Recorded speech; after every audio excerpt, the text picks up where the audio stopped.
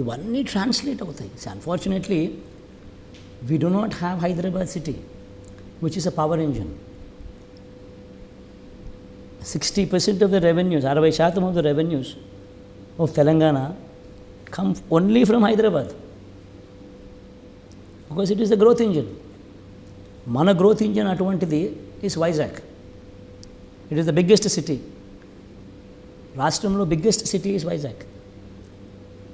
దీంట్లో మనం Bhogapuram international airport ఏదైతే కడతా ఉన్నామో అది, ఉత్తరాంధ్రకు సంబంధించి శ్రీకాకుళంలో వచ్చే ఆ పోర్టు, ప్లస్ మనం విశాఖపట్నం మీద ఫోకస్ పెడుతూ మనం అక్కడే షిఫ్ట్ అయిపోయి విశాఖపట్నంలోకి మనం మకాం మార్చి ముఖ్యమంత్రి అక్కడే ఉండడం మొదలుపెట్టి దాని మీద ఎప్పుడైతే అక్కడ ఫోకస్ వస్తుందో అప్పుడు 10 సంవత్సరాల తర్వాత మనకు తెలియకుండానే విశాఖపట్నంలో ఎంతో అభివృద్ధి జరిగి హైదరాబాద్కు, బెంగళూరుకు, చెన్నైకి కాంపిటీషన్లోకి వెళ్ళిపోతున్నారు. వెరస్ అమరావతి అనేది సోకాల్డ్ అమరావతి అనేది ఇది విజయవాడలోనూ లేదు, గుంటూరులోనూ లేదు. 40 kilometres away from Vijayawada, 40 kilometres away from Guntur. In a barren land. ఇందులో బేసిక్ ఇన్ఫ్రాస్ట్రక్చర్, రోడ్లు, వాటరు, ఎలక్ట్రిసిటీ,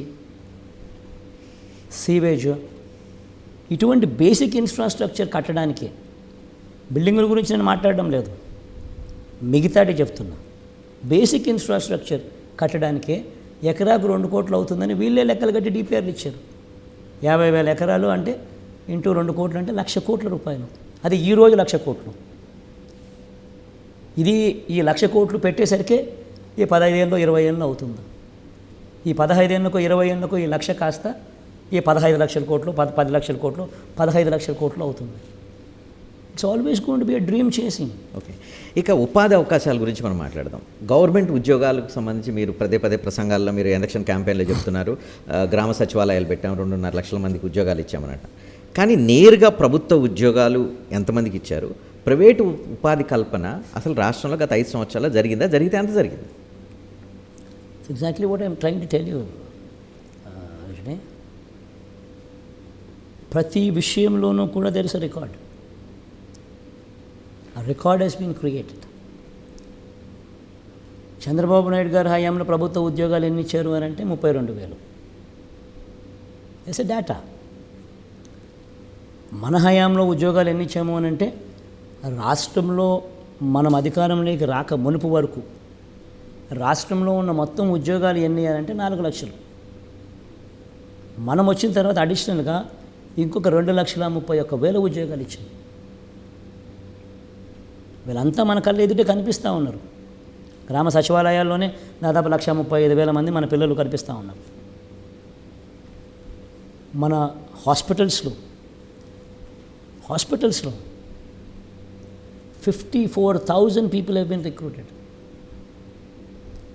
యూనో స్పెషలిస్ట్ హాస్పిటల్స్లో నేషనల్ యావరేజ్ చూస్తే స్పెషలిస్ట్ డాక్టర్ల కొరత in government hospitals national average 61%. మన రాష్ట్రంలో గవర్నమెంట్ హాస్పిటల్స్లో స్పెషలిస్ట్ డాక్టర్ల కొరత ఎంతో తెలుసా? కేవలం 3.95%. ఆ స్థాయిలో ప్రతి రంగంలోనూ కళ్ళెదుటే కనిపిస్తూ రిక్రూట్మెంట్ చేసిన నెంబర్స్ ఇవి. ఇవి కాక major development comes from MSME support. ఈ ఎంఎస్ఎంఈస్ మీద మనం పెట్టినంత focus never in the history of Andhra Pradesh ఆ కైండ్ ఆఫ్ ఫోకస్ పెట్టిన పరిస్థితి ఎప్పుడూ లేవు. ఇండస్ట్రియల్ ఇన్సెంటివ్స్ను ఇవ్వకపోతే, ఇది హ్యాండ్ హోల్డింగ్ చేయకపోతే వీళ్ళెవరూ తట్టుకోలేరు. ఇంతకుముందు గాలి కుదిరేసిన పరిస్థితి నుంచి ఆ ఇండస్ట్రియల్ ఇన్సెంటివ్స్ అన్నీ కూడా కోవిడ్ టైంలో మనం ఇచ్చి, కోవిడ్ టైంలో వీళ్ళందరినీ కూడా ఆదుకోవడం వల్ల వాళ్ళలో కాన్ఫిడెన్స్ పెరిగి ఎంఎస్ఎంఈ సెక్టర్ ఈరోజు రాష్ట్రంలో ఒక బూమ్ అయింది. ఒక్కొక్క ఎంఎస్ఎంఈలో దాదాపుగా కనీసం 10 మంది ఇట్ విల్ ఎంప్లాయ్. ఈరోజు ఎంఎస్ఎంఈల ద్వారానే మనం వచ్చిన తర్వాతనే అడిషనల్గా ఒక 20 లక్షల మందికి ఉపాధి దొరికింది. 20 లక్షలు. ఎస్, 5 సంవత్సరాలు. ఎస్, 2 లక్షల ఎంఎస్ఎంఈ యూనిట్స్ ఇంటూ 10 మంది వేసుకున్నా కూడా యూఆర్ టాకింగ్ అబౌట్ 20 లక్షల మంది. That is the power of MSMEs. And you know, పెట్టుబడులు చెప్తా ఉన్నా, చంద్రబాబు నాయుడు హయాంలో ఎంత పెట్టుబడులు వచ్చినాయి, మన హయాంలో ఎంత పెట్టుబడులు వచ్చాయి. చంద్రబాబు నాయుడు హయాంలో దాదాపుగా 30 చిల్లర వేల కోట్లు వస్తే ఇప్పుడు 1,00,000 చిల్లర కోట్లు వచ్చినాయి పెట్టుబడులు. ఇవన్నీ కనిపిస్తూ ఉన్న ఆస్పెక్ట్స్ అయినా కూడా మోస్ట్ ఇంపార్టెంట్ థింగ్ ఏంటంటే రజనీ, గ్రోత్ అనేది ఏంది, గ్రోత్ అనేది ఎక్కడి నుంచి వస్తుంది.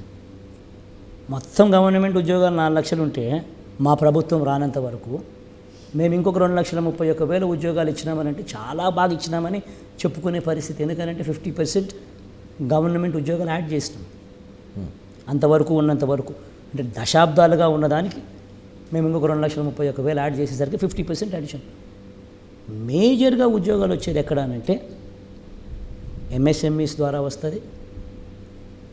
రెండోది self employed sections. Self employed sections అనేది గ్రోత్ను డ్రైవ్ చేస్తాయి. సెల్ఫ్ ఎంప్లాయిడ్ సెక్షన్స్ అంటే ఎవరు? రైతులు.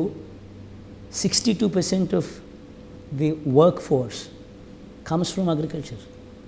వ్యవసాయం నుంచి 62% మందికి ఉపాధి కల్పిస్తుంది. ఇందులో 50% of the farmers own less than ½ hectare. ఇది 1 హెక్టార్ దాకా తీసుకుంటే 70% ఆఫ్ ది ఫార్మర్స్కు పోతుంది. ఇటువంటి వాళ్లకు రైతు భరోసా కింద గతంలో ఎప్పుడు జరగల. ఈ రకంగా రైతులకు పెట్టుబడి కోసం సహాయం చేసే కార్యక్రమం గతంలో ఎప్పుడూ జరగల. అటువంటి పరిస్థితుల్లో ఈ 50% ఆఫ్ ది ఫార్మర్స్కు మనమిచ్చే పెట్టుబడి సహాయం కింద, రైతు భరోసా కింద ఇచ్చే ఈ 13,500 will take care of 80% of the production cost for 80% of the crops. అది ఒక సెక్షన్, సెల్ఫ్ ఎంప్లాయిడ్ సెక్షన్. రెండో సెల్ఫ్ ఎంప్లాయిడ్ సెక్షన్స్ గ్రామీణ ఎకానమీలో క్రియాశీలక పాత్ర పోషించేది పొదుపు సంఘాల అక్కచెల్లెమ్మలు, విమెన్ దేర్. మనం రాకమునుపు overdues and NPAs of పొదుపు సంఘాలు 18%. ఏ గ్రేడ్, బి గ్రేడ్ సంఘాలన్నీ సి గ్రేడ్, డి గ్రేడ్ సంఘాలకు జారిపోయాయి. ఎందుకు? చంద్రబాబు నాయుడు ఇచ్చిన తప్పుడు వాగ్దానాల వల్ల. ప్లస్ అక్టోబర్ 2016 నుంచి వారికి అంతవరకు ఇస్తా ఉన్న 0 వడ్డీని కూడా రద్దు చేశాడు, ఎగరగొట్టేశాడు. దాని దెబ్బకు overdues and NPAs in self employed sections, especially in ఈ సెల్ఫ్ హెల్ప్ గ్రూప్స్కి సంబంధించి టోటల్గా 18% జారిపోయినాయి. Overdues and non performing assets. A grade, B grade సంఘాలు సి గ్రేడ్, డి గ్రేడ్ పోయినాయి. వాళ్ళందరినీ కూడా ఈరోజు చెయ్యి పట్టుకొని నడిపిస్తూ వాళ్ళ కోసం ఒక ఆసరా, వాళ్ళ కోసమో 0 వడ్డీ, వాళ్ళ కోసం ఒక చేయూత, వాళ్ళ కోసమో ఈబీసీ నేస్తాం, వాళ్ళ కోసమో కాపు నేస్తాం. కన్సిస్టెంట్గా హ్యాండ్ హోల్డింగ్ ద విమెన్. వాళ్ళు బ్యాంకులు టైఅప్ చేసి ఈ ITC, Amul, Reliance, Procter and Gamble ఇలాంటి వాళ్ళతో బిజినెస్ టైఅప్లు సైతం చూపిస్తూ వాళ్ళు ఆవులు కొనుక్కోవడము, గేదెలు కొనుక్కోవడము, మేకలు కొనుక్కోవడము, గొర్రెలు కొనుక్కోవడము, షాపులు పెట్టడము, చిన్న చిన్నవి పెట్టుకోవడం. This is self employed sections. ఈ ఆటో డ్రైవర్లు ఉండరు, they also self employed sections. టైలర్లు ఉండరు, they also self employed sections. చేనేతలు ఉండరు, they also self employed sections.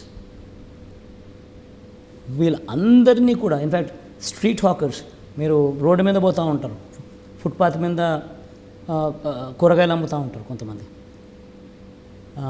Footpath మీద ఇడ్లీ పోస్తూ ఉంటారు కొంతమంది. వీళ్ళందరూ సెల్ఫ్ ఎంప్లాయిడ్ సెక్షన్స్.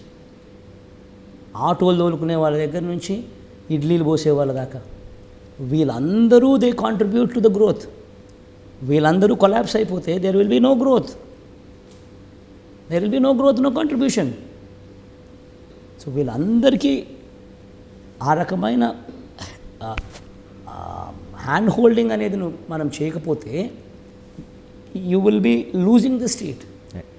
ఇక్కడ క్విక్ పాయింట్ ఒకటి, మాకు వైట్ కాలర్ ఉద్యోగాలు కావాలి, ఐటీ ఉద్యోగాలు కావాలి, పెద్ద పెద్ద కార్పొరేట్ కంపెనీలు ఇక్కడికి రావాలి, అవన్నీ రాలేదు, తెప్పించలేకపోయారు అని అనుకునే భావాజాలం ఉన్న వాళ్ళకేం చెప్తారు? మొట్టమొదటిసారిగా విశాఖపట్నంలో అదానీ వాళ్ళు వచ్చి డేటా సెంటర్ అనేది అనేది పెడతా ఉన్నారు. సబ్మరైన్ కేబుల్ తీసుకొచ్చి, సింగపూర్ నుంచి సబ్మరైన్ కేబుల్ తీసుకొచ్చి data centre is being initiated. Works are happening నా, పనులు జరుగుతూ ఉన్నాయి. మొన్న నేను పోయి ఇన్ఫోసిస్ ఇవన్నీ కూడా నేను స్టార్ట్ చేసి వచ్చిన. నేను వాళ్ళ ఇనాగ్రేషన్ వాళ్ళ ఓపెనింగ్కి నేనే పోయినా. ఇంతకుముందు చూడని విధంగా జరుగుతూ ఉన్నట్టుగా ఇవన్నీ. ప్లస్ ఇవన్నీ నెక్స్ట్ లీగ్లోకి ఎప్పుడు పోతాయి? విశాఖపట్నంలో నేను పోయి కూర్చుంటే, ఒక ముఖ్యమంత్రి పోయి విశాఖపట్నంలో కూర్చొని ఓన్ చేసుకుంటే అప్పుడు automatically that area will get a fill up. నా ప్రమాణ స్వీకారం నెక్స్ట్ విశాఖపట్నం నుంచి జరుగుతుంది. నా పాలన నెక్స్ట్ జరగబోయేది విశాఖపట్నం నుంచే జరుగుతుంది.